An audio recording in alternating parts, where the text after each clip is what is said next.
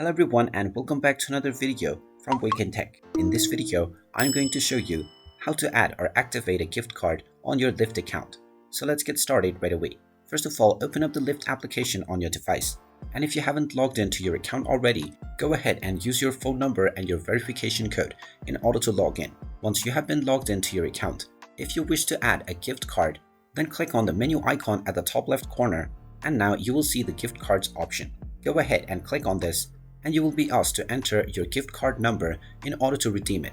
Just type in this card number within the given box and then click on the redeem button, and now your card will be redeemed onto your account and you will be provided the rewards associated with this card within your Lyft cash right away.